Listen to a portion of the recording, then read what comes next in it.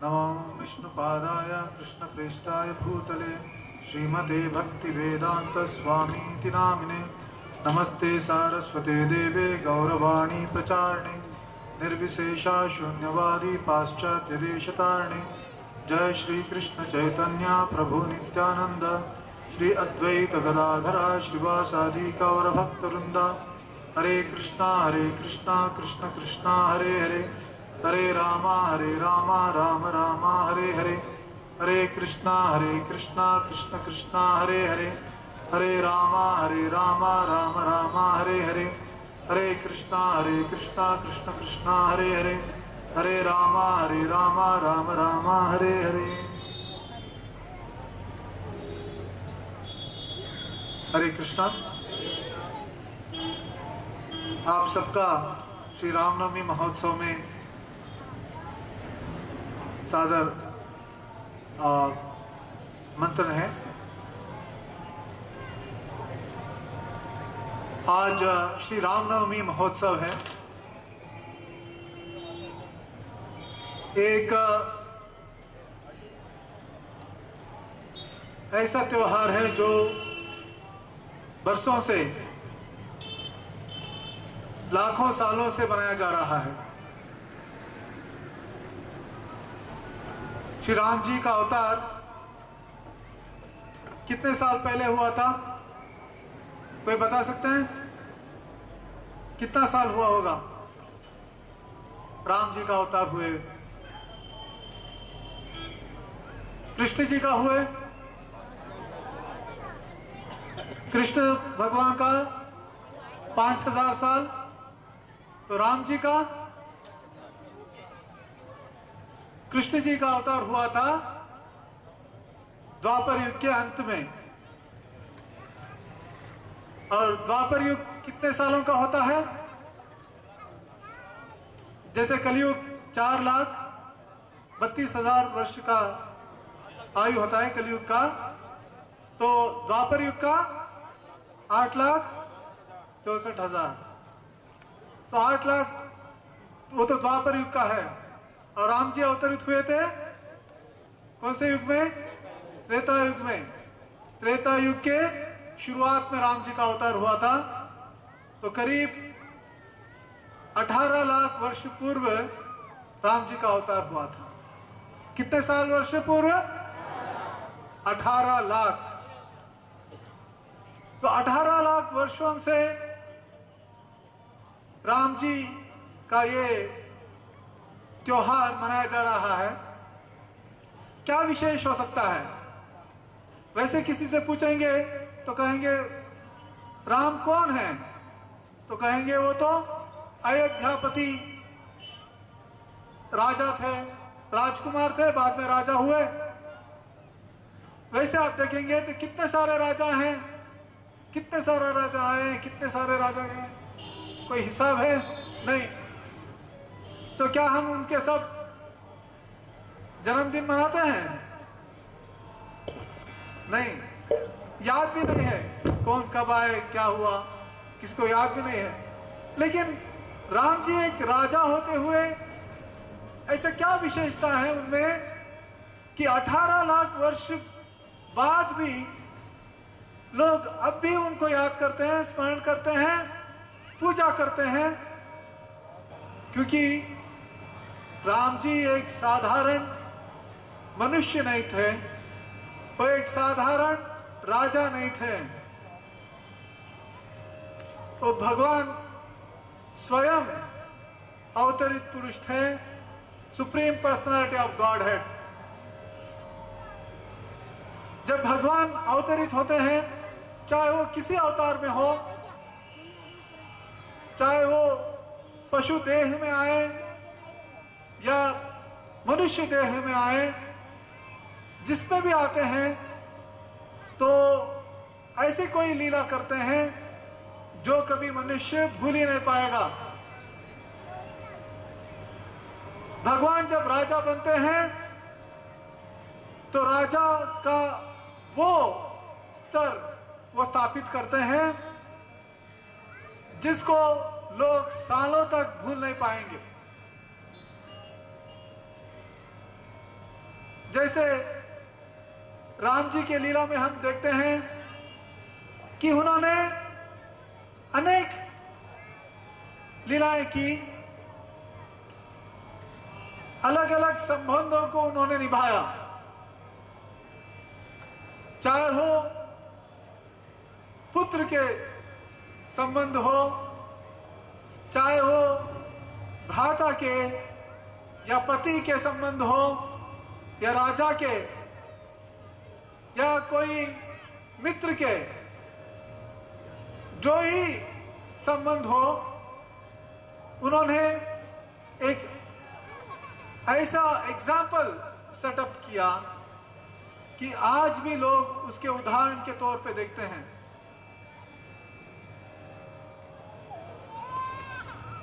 तो आज उस भगवान श्री राम जी का जन्मदिन है।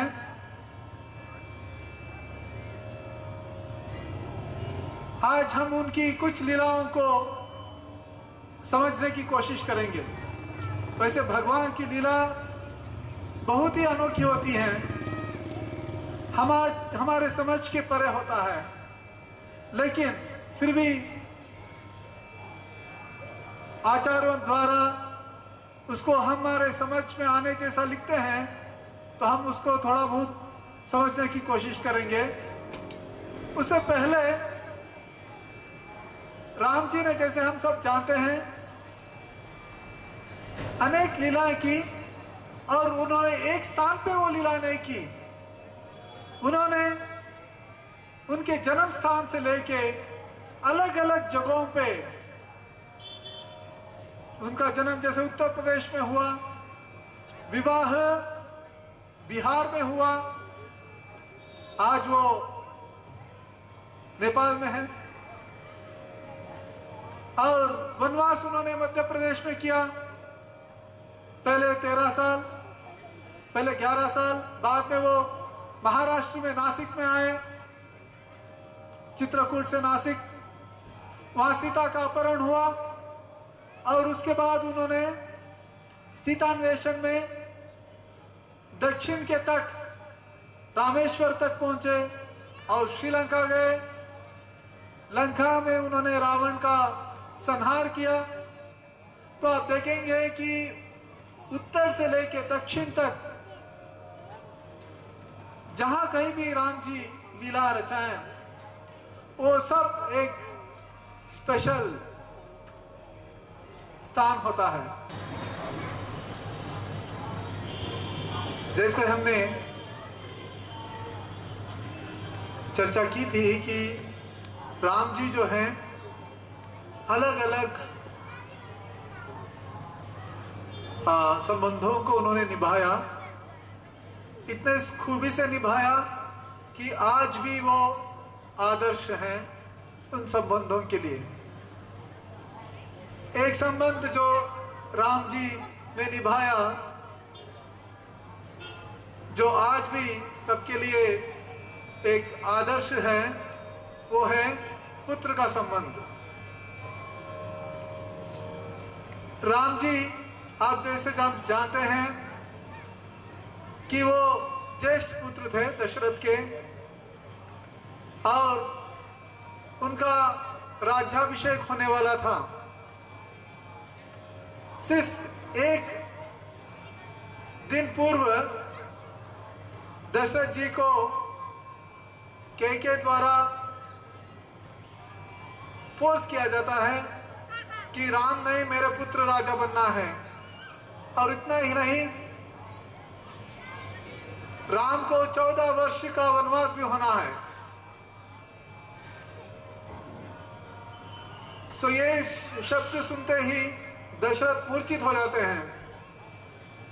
राम जो उनको अत्यंत प्रिय है, और उनके मन में बहुत ही उत्साह था कि मैं राज्य को राम के हाथों सौंपूंगा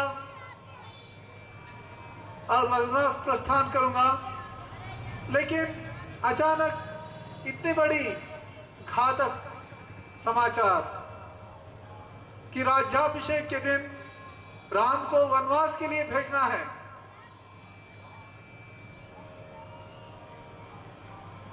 तो राम जी को जब बुलाया गया और ये समाचार सुनाई गई, तो हम सब सोच सकते हैं कि कोई नौजवान जिसको राजा बनना है अगले दिन,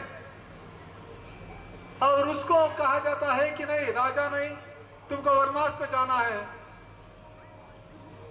तो उसका रिएक्शन क्या रहेगा? जैसे हम इतिहास में देखते हैं कि राज्य का जो पावर है वो इतना आकर्षणीय है कि लोग सारे संबंधों को भूल जाते हैं। हम इतिहास में देखते हैं कि अनेक राजाओं को उनके ही पुत्र मार देते हैं ताकि वो राजा बने। भाई भाई को मार देते हैं, पुत्र पिता को मारते हैं, कोई संबंधों को देखते नहीं हैं। ऐसे रहते हुए राम जी को जब ये समाचार सुनाया जाता है तो राम जी तत्क्षण रेडी हो जाते हैं वनवास जाने के लिए। दशरथ कहते हैं कि राम, मैं तो वचनबद्ध हूं, कैकेयी को मैंने वचन दिया था तो मुझे तो निभाना पड़ेगा, इसलिए मैं आपको कह रहा हूं, लेकिन आपने तो वचन नहीं दिया। तो और एक रास्ता है कि आप मुझे मार डालो, मुझे मार दो आप और आप राजा बनो। मेरे वचन की पालना करने की कोई आवश्यकता नहीं है, क्योंकि वचन तो मैंने दिया था, आपने नहीं दिया। तब राम जी कहते हैं कि पुत्र का धर्म यह होता है कि पिता का जो भी दिया हुआ वचन है उसको पूरा करे, वो पुत्र का धर्म होता है। मैं आपसे अलग नहीं हूं, आपने अगर वचन दिया है तो वो पूरा करने का दायित्व मुझ पे है। तो राम जी ये कहते हुए एक आदर्श स्थापित करते हैं पुत्र कैसा होना चाहिए। आज के जमाने में हम सोच भी नहीं सकते, और ऐसे पुत्र के वियोग में दशरथ बहुत जल्द अपनी देह त्याग देते हैं। जब राम जी तैयार होते हैं वनवास जाने के लिए, तो पूरा अयोध्या जो सजा हुआ था राम जी के राज्याभिषेक के लिए, पूरा का पूरा अयोध्या दुखी हो जाता है। सबके घरों में, सबके आंखों में आंसू।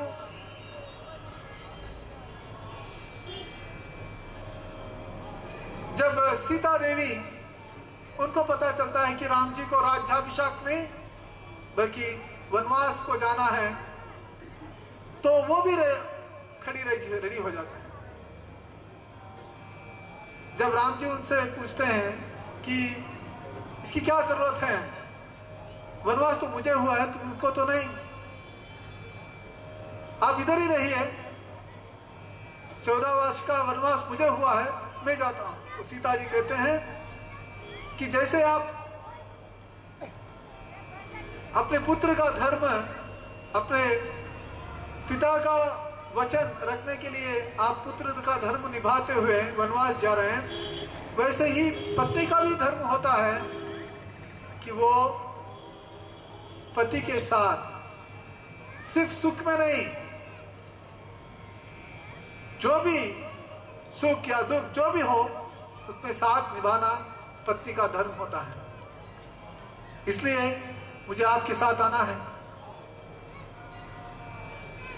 राम जी बहुत समझाते हैं, लेकिन एक धर्म पत्नी का होता है कि पति का जो भी पति कहता है उसको मानना पत्नी का धर्म है। लेकिन यहां हम देखते हैं कि सीता देवी अपने धर्म निभाने के लिए राम जी का कहा भी नहीं सुनती है। वो अपने सारे आभूषण और सारे आभरण को निकाल के वनवास में जो सिंपल सा वस्त्र पहनते हैं उसको पहन के बाहर। ये स्त्री के लिए आदर्श है। पत्नी का आदर्श आज भी हम सीता जी को मानते हैं। अगर सीता जी यह न करती तो आज हम उनको पूछते नहीं, उनके बारे में हम इतने सम्मान से बातें नहीं करते हैं। सीता जी ने पत्नी का धर्म निभाते हुए वो स्थान को उन्होंने आदर्श अपने जीवन को दिखाया है। आज के जमाने में अगर ये होता तो हम सब जानते हैं क्या होता था। आज के जमाने की पत्नी तो ये कहती कि ये तो वनवास आपको हुआ है, आप हो आइए, तब तक मेरे जो भी व्यवस्था है वो करके जाइए। 14 वर्ष का जो भी आप मेरा है रिक्वायरमेंट है वो पूरा करके आइए। वनवास आपको हुआ है, आप चाहे तो जाएं, मुझे क्यों आपके साथ आना है। आपके पिता की बात, एक बात तो मान लिया आपने और एक बात क्यों नहीं मानी। उन्होंने कहा था ना आप उनको मारने के लिए, पिता को मार देते, मैं महारानी बनती आप राजा बनते, तो ऐसा भी एडवाइस देते हैं। लेकिन सीता जी ने ऐसे कुछ एडवाइस नहीं दिया। उन्होंने कहा कि जो आपने किया सही किया और मुझे आपके साथ वनवास आना। सीता कोई साधारण स्त्री नहीं थी, वो तो एक राजकुमारी थी। राजमहल में पली हुई और राजकुमार से उनका विवाह हुआ। तो इन सारे जो कंफर्ट्स के बीच में रहते हुए भी हम देखते हैं कि सीता जी जो है, वनवास कैसा होता है, वनवास हम कभी उसकी परिकल्पना कर सकते हैं। थोड़ा बहुत अंधेरा हो जाता है हम डरते हैं बाहर निकलने के लिए। लेकिन वनवास वो होता है जिसमें दूर दूर तक एक भी मनुष्य नहीं होता, सिर्फ प्राणी पशु उनके बीच में, और खाने के लिए कोई अच्छी चीजें नहीं मिलती। ऐसे नहीं कि मसाले और अच्छे चाट, आइसक्रीम, ये सारी चीजें नहीं होती हैं।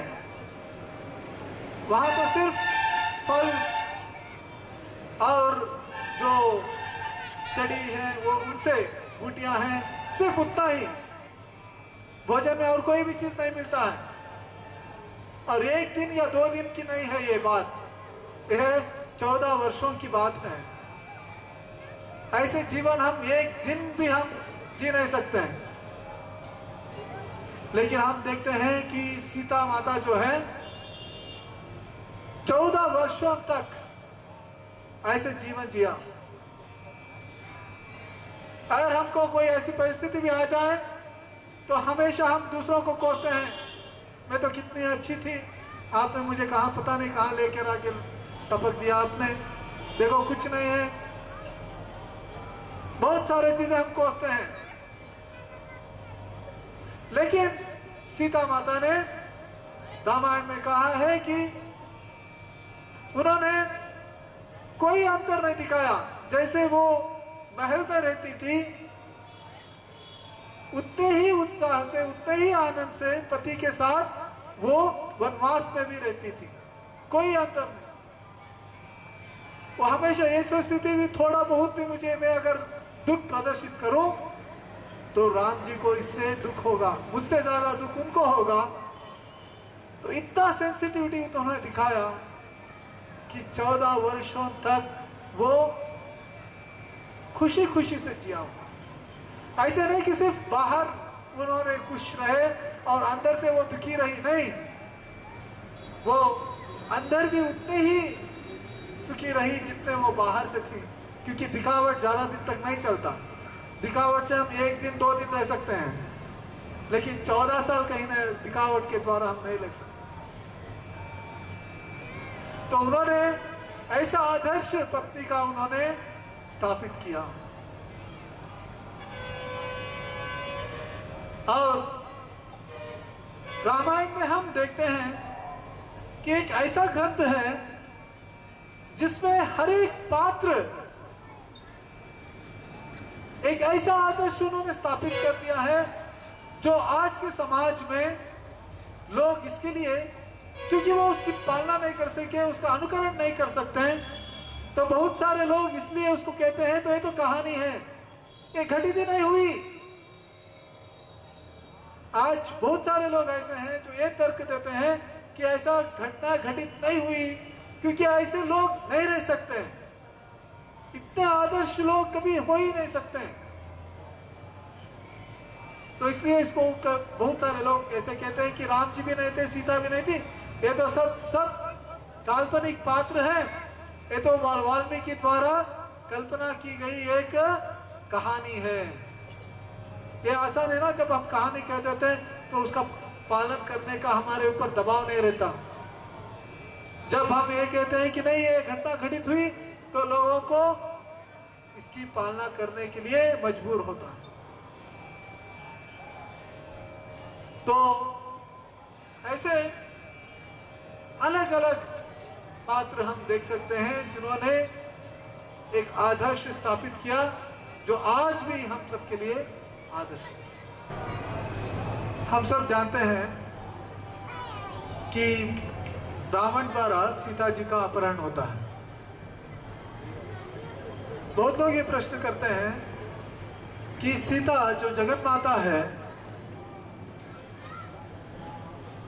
जगत माता होते हुए, इतने शक्तिशाली होते हुए, एक असुर उनको कैसे अपहरण कर सकता है? वो भी 1 साल तक उनको अपने यहां रखता है, कैसे संभव है? वो छू भी कैसे सकता है? एक अच्छा प्रश्न है। ऐसा ही प्रश्न चैतन्य महाप्रभु को एक ब्राह्मण द्वारा पूछा गया था। सब चैतन्य महाप्रभु बहुत अच्छा इसका उत्तर देते हैं कि कुम्भ पुराण में इसका उत्तर है। सीता कोई ऑर्डिनरी सामान्य स्त्री नहीं है, वो तो भगवान की आह्लादिनी शक्ति है। तो सीता का अपहरण कैसे हो सकता है? पुराण में लिखा है कि वास्तव में रावण जो अपहरण किया था वो सीता जी को नहीं, सीता जी के और एक रूप का अपहरण हुआ था।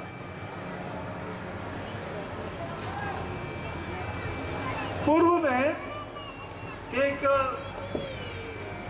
महान एक तपस्विनी जिनका नाम था वेदवती, वो एक ऋषि के आश्रम में वो तपस करते रहते हैं। तो रावण उधर पहुंचता है और उनके रूप से मोहित होकर उनको फोर्स करता है, तो उनसे शापग्रस्त हो जाता है कि आगे मैं ही तुम्हारा काल बनूंगी। तो रावण भयभीत होकर वापस लंका चला जाता है और वो जो वेदवती है वो अपने आप को अग्नि में दहाकर अपनी देह त्याग कर देती है। वही वेदवती आगे सीता माँ के रूप में जन्म लेती है। और जब राम जी वनवास के दौरान पंचवटी आते हैं और शूर्पणखा का जो लीला होता है, उसके बाद राम जी को पता है कि रावण अभी आएगा। सीता माता को भी पता है कि अभी ये दूसरा मोड़ लेने वाला है रामायण, तो उसके लिए तैयार है। तो जब सीता जो है अपनी देह छोड़कर उस जगह पे वेदवती प्रकट हो जाती है अग्निदेव द्वारा। और ये रावण तो नहीं जानता है, रावण ने सीता मानकर उस वेदवती को अपहरण किया और 1 साल तक उसके साथ रखा। और जब रावण का हरण होता है और सीता और राम की मिलन की समय आता है, तब राम जी जो है सीता को कहते हैं कि मैं तो आपकी पतिव्रता जानता हूँ, आपकी पवित्रता को भी जानता हूँ, लेकिन लोगों के नज़र में आप कलुषित न रहें, इसलिए आपको अग्नि प्रवेश करना होगा और अपनी पतिव्रता को सिद्ध करना होगा। बहुत सारे लोग इस पे भी प्रश्न उठाते हैं कि राम जी ऐसे कैसे कह सकते हैं, सीता के पतिव्रता के ऊपर उनको संदेह था? नहीं, इसके लिए नहीं, ताकि लोग आज भी सम्मान के रूप में सीता जी का नाम ले, ये स्थापित करने के लिए राम जी ने ये लीला निभाई। और उस दौरान जब सीता अग्नि प्रवेश करते हैं तो वो जो वेदवती का जो शरीर था वो अग्नि में भस्म होता है और सीता जी अपने सशरीर धारण करते हुए बाहर आती हैं। तो ये जो लीला है, इससे ये पता चलता है कि रामायण में जो भी घटित हुआ है वो असामान्य है और इससे बहुत सारी चीजें हम सीख सकते हैं। ऐसे ही और एक पात्र रामायण में है हनुमान जी का। हनुमान जी जो है भक्ति में उनको मानते हैं कि हम दास्य भाव जो है, उन्होंने दास्य भाव से भगवान की सेवन की, दास्य रस से। और दास्य रस में आज भी हनुमान जी को सर्वोच्च माना जाता है। हनुमान जी इतने शक्तिशाली थे कि वो स्वयं अकेले रावण को मार सकते थे, इतनी बड़ी सेना की आवश्यकता ही नहीं थी। जब सीतान्वेषण में वो लंका गए और राम जी को समाचार दिया, सीता जी को समाचार दिया कि राम जी आने वाले हैं, तो उसके बाद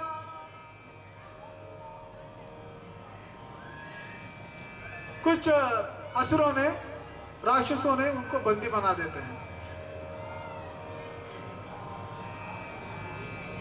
बंदी बनाते हैं और रावण के सम्मुख लाते हैं। रावण बहुत उत्तेजित हो जाता है, बहुत क्रोधित होता है कि तुम एक वानर होते हुए कैसे प्रवेश किए मेरी लंका में। हनुमान जी कहते हैं कि मैं तो राम का दास हूं, राम का सेवक हूं। भगवान की सेवा के लिए तो भक्त कहीं भी जाने के लिए तैयार होता है। तो रावण क्रोधित होते हुए कि ये बहुत ही उद्दंडी है, तो इसको दंड देना चाहिए, तो सोचता है कि जो वानर है उनको अपने पूंछ से बहुत ही लगाव होता है, तो मैं इसकी पूंछ को जला देता हूं, यही इससे सबसे अच्छा दंड होगा। तो उसको पूंछ को आग लगा देते हैं। वैसे हनुमान जी तब कहते हैं कि देखो रावण, मैं चाहूं तो अभी भी तुमको मैं मार सकता हूं, तुमको बंदी बना के राम के साथ सामने ले जा सकता हूं, लेकिन मैं इसलिए नहीं कर रहा हूं कि मुझे मेरे स्वामी का आदेश नहीं है। अगर मेरे स्वामी का आदेश होता तो मैं अभी आपको बंदी बनाता या तुमको मार डालता। क्योंकि मुझे आदेश नहीं है तो मैं तुम्हें अभी छोड़ रहा हूं। लेकिन तुम्हारी जो घमंड है उसको मैं तोड़ूंगा जरूर। तो इसलिए हनुमान जी जो है लंका, जो उस समय सोने की लंका होती थी, लंका उस समय साधारण नहीं थी, वो तो सोने से बनी हुई लंका थी। और रावण को उससे बहुत ही वो गर्व था उसको कि मेरे पास सोने की लंका है। तो इसलिए हनुमान जी जो है पूरे लंका को जला डालते हैं। और सीता माता से भी कहते हैं कि माँ सीता, आप, मैं तैयार हूं, आप चाहे तो मेरे साथ आ सकते हैं। तो सीता कहती है नहीं, एक तो आप पर पुरुष हो, मैं आपको छू नहीं सकती। अगर मैं आपके साथ चली भी जाती हूं तो भविष्य में क्या कहेंगे कि राम जी नहीं आए सीता को छुड़ाने, किसी वानर को भेज दिया। पत्नी को रक्षा देना पति का कर्तव्य होता है। तो अगर मुझे इधर से आना है बाहर तो मेरे पति को ही आके ले जाना पड़ेगा। तो ये देखिए कि एक एक छोटे छोटे चीजों पे भी कितने गौर किया जाता था। इस रामनवमी अवसर पर भगवान राम जी की अनेक लीला स्थलों को और उनके लीलाओं के बारे में हमने जानकारी प्राप्त की है। राम उनके नाम में बसते हैं। हरे कृष्ण मंत्र में राम जी का भी नाम होता है। सो कहते हैं कि 3 बार विष्णु सहस्त्र नाम का उच्चारण करना और राम जी का सिर्फ 1 बार नाम उच्चारण करना दोनों समान हैं। राम जी के नाम में इतनी शक्ति है कि विष्णु सहस्त्र नाम 3 बार पठन करने से जो फल मिलता है, राम जी के नाम सिर्फ 1 बार पठन करने से मिलता है। हरे कृष्ण।